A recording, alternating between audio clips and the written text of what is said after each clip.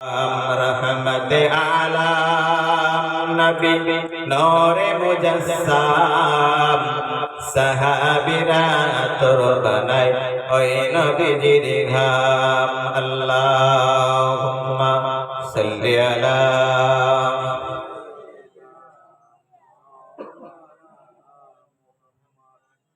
अला आलि सय्यिदिना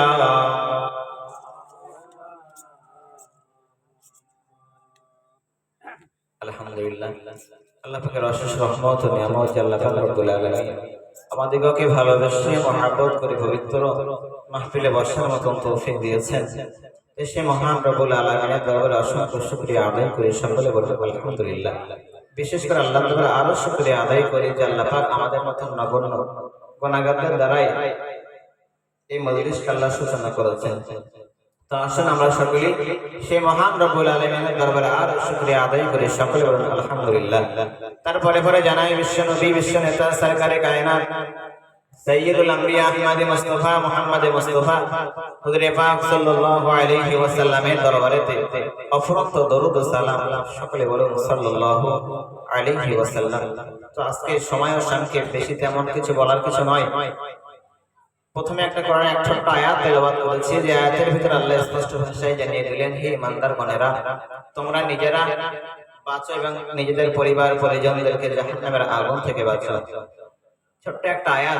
এই আয়াতের ভিতরে আল্লাহ একেবারেই এমন কিছু আল্লাহ আদেশ দিলেন, নিজেরা বাঁচো এবং নিজের পরিবার পরিজনদেরকেও বাঁচাও। কিসের থেকে?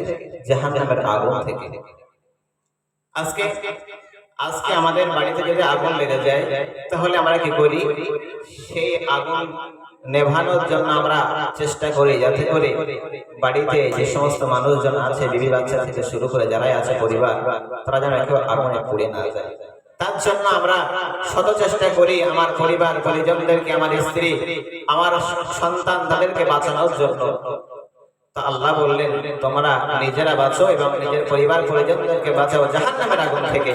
তো দুনিয়ার আগুন থেকে বাঁচানোর জন্য আমরা হাজারো চেষ্টা করি বটে, কিন্তু আমাদের পরিবার পরিজনদেরকে এবং আমরা নিজেরা জাহান্নাম থেকে বাঁচার জন্য ততটা চেষ্টা করি না, যতটা চেষ্টা দুনিয়ার আগুন থেকে বাঁচার চেষ্টা করে থাকি।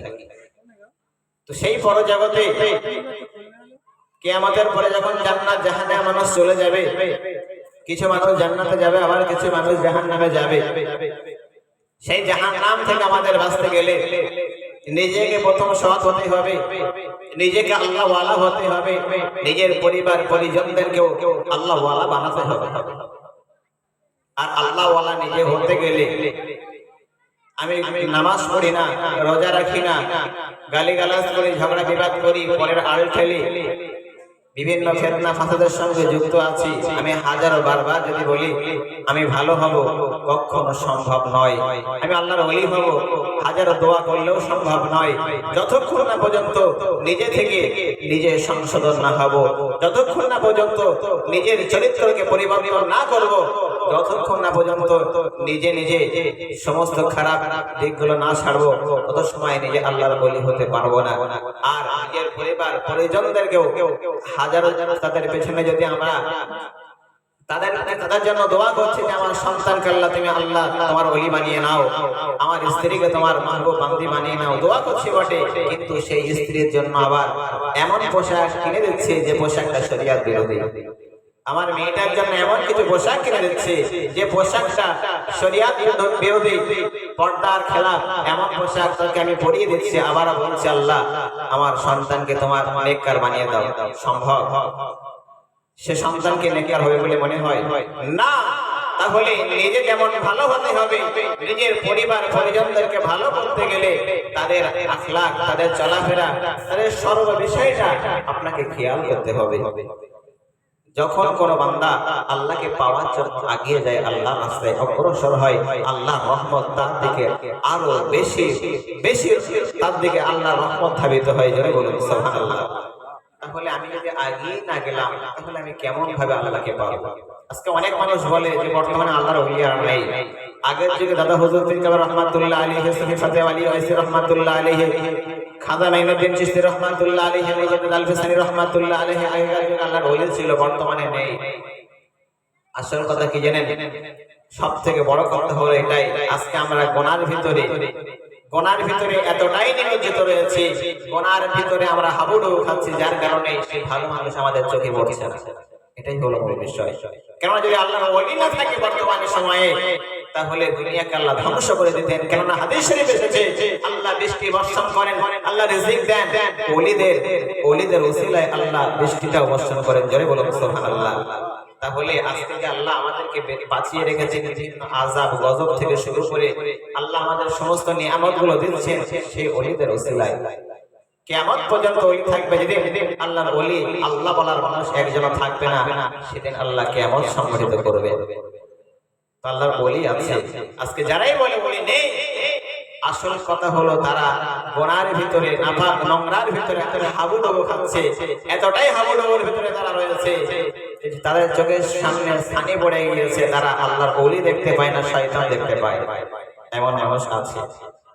সেজন্য আমার বলার উদ্দেশ্য সেটাই, নিজেকে ভালো হতে হবে, নিজেকে ভালো হতে হবে। এমন ভালো নিজে হন যখন আপনি নিজেকে একেবারে নিজের আদব আখলাক চরিত্রকে ভালো করে নেবেন, যখন আল্লাহ আপনার প্রতি খুশি হয়ে যাবে, আল্লাহ তখন ঘোষণা দেবেন, আমি অমুক বান্দাকে ভালোবাসি। জোরে বলুন সুবহানাল্লাহ। হযরত জিবরিল আমিন আলাইহিস সালাতু ওয়াস সালামকে আল্লাহ ডেকে বলেন, হে জিবরিল, আমি অমুক গ্রামের অমুক মানুষকে আমি ভালোবাসি, সে আমার মাহবুব, আমি ওকে ভালোবেসে নিয়েছি, তুমি ওকে ভালোবাসো। জোরে বলুন সুবহানাল্লাহ। জিবরিল আমিন আলাইহিস সালাম তাকে ভালোবেসে নাই। জিবরিল আমিন আলাইহিস সালাম আবার ফেরেশতা কুলের মাঝে আওয়াজ দেয়, ঘোষণা দিয়ে দেয়, আল্লাহ অমুক বান্দাকে ভালোবাসে, আমি জিবরিল আমিও তাকে ভালোবাসি, তোমরাও তাকে ভালোবাসো। জোরে বলুন সুবহানাল্লাহ। শুধু তাই নয়, দুনিয়ায় সমস্ত মাখলুকের উদ্দেশ্যে বলা হয় অমুক বান্দাকে আল্লাহ ভালোবাসে, ফেরেশতা কুল ভালোবাসে, তোমরাও ওই বান্দাকে ভালোবেসে নাও। সমস্ত মাখলুক তাকে ভালোবেসে নেয়। জোরে বলুন সুবহানাল্লাহ।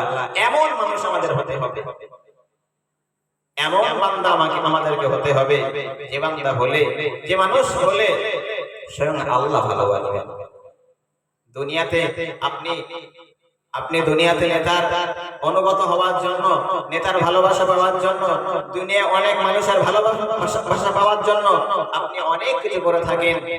তারপরে হয়তো কিছু সময়ের জন্য ভালোবাসা পান, অনেক কিছু পান, কিন্তু এই ভালোবাসা পেয়ে আপনার লাভ হবে না যদি আল্লাহ আপনার প্রতি নারাজ থেকে অসন্তুষ্ট থাকে। আল্লাহর সন্তুষ্টি আমাদের উদ্দেশ্য, আল্লাহর ভালোবাসা, আল্লাহর রাজি খুশি সন্তুষ্টিটাই আমাদের উদ্দেশ্য থাকবে। একমাত্র উদ্দেশ্য আল্লাহর জন্য, যেটাই করব সেটা আল্লাহর জন্যই করতে হবে। আজকে আপনি দান করেন, যাই করেন না কেন, যদি আল্লাহর উদ্দেশ্য না হয়ে থাকে তাহলে বরবাদ হয়ে যাবে, বেকার হয়ে যাবে। আজকে অনেক মানুষ দান করে, অনেক কিছু করে, অনেক ইবাদত করে, ইখলাস না থাকার কারণে ইবাদতগুলো ধ্বংস হচ্ছে। কেননা কিতাবের ভিতরে পরিষ্কার ভাবে এসেছে যে ইবাদতের ভিতরে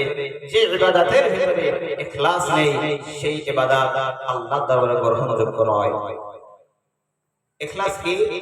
ইখলাস তো হলো আল্লাহর ভয় ভীতি, আল্লাহর উদ্দেশ্য, যেটাই যে ইবাদতটাই করবেন সেটা আল্লাহর উদ্দেশ্যই করতে হবে। যদি আল্লাহর উদ্দেশ্য ছাড়া অন্য কিছু থেকে থাকে তাহলে আপনার সমস্ত ইবাদতটাই বরবাদ হয়ে যাবে।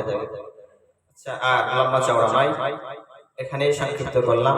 পরবর্তী হযরত চলে এসেছেন, আর লম্বা চওড়া করতে চাইছি না, সময় সংক্ষেপ। তো যারা আশেপাশে আছেন, ঘোরাফেরা করছেন, পরবর্তী বক্তা চলে এসেছেন, আমার মূল্যবান নসিহত শোনার জন্য আপনারা চলে আসুন। এখনই আপনাদের সম্মুখে বক্তব্য রাখবেন মাওলানা মোহাম্মদ